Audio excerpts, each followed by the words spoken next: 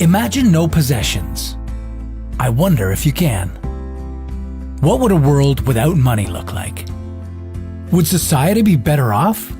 Would it eliminate greed or hunger? Would we be happier? How would you get the things you need? This is What If, and here's what would happen if we had no money. Dollars, cents, savings, debt. Like it or not, this is our society today. But it wasn't always that way. Several thousand years ago, we were a species of hunters and gatherers, tracking, foraging, keeping only what we could carry. But along the way, we started experimenting with agriculture and learned how to grow our own food. We stopped moving and settled down, forming organized communities. Life got easier, but we still wanted more than we had. So we began to barter. Fast forward a few thousand years to the first minted coin in 600 BC. Cash became king. And today, money still does the talking. So what would you say if the world suddenly went broke? Understandably, it isn't easy to imagine a world without money, so we went ahead and did the hard work for you. One thing is certain, looting and crime would skyrocket. Humans have needs. We get hungry, we get cold, we get jealous. Law and economy normally keep these drives in check, determining what we can afford and what we can get away with. But suddenly, everything has lost its value, and whoever's job it is to watch the goods or maintain order no longer has an incentive to do so. No one wants to work for free. Without paychecks, we lose important services. No police, no fire department, no doctors, no military. And what about technology? Power isn't free, neither is running water. Definitely not gasoline. And ditto for cell service and the internet.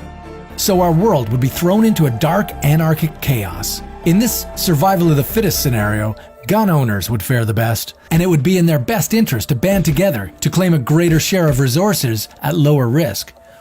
With humans forming into factions, we can already begin to see a repetition of early sedentary societies. The streets would no longer be safe. You'd have a high chance of being ambushed, and anything worth taking would likely already be under armed watch. So humans would establish stationary communities in fortified positions. They may send teams out to raid nearby communities or establish partnerships with neighbors. We'd have to re-establish the barter system, only it's harder to do in modern society. Early civilization had fewer commodities, making fair trade easier. But since we're used to so many different goods and services, it might be difficult to establish a proper exchange rate. It's not simply a matter of trading apples for oranges. Is a Granny Smith worth as much as a blood orange? What if your apple's organic and the orange is GMO? What protections would we have against counterfeit goods?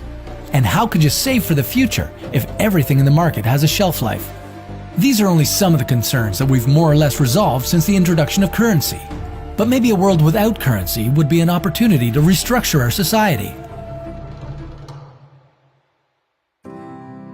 Today, we produce enough food to feed everyone, yet people still go hungry. And there's enough shelter for all of us to sleep soundly, yet some of us are homeless. Without money, we might learn to be comfortable with less.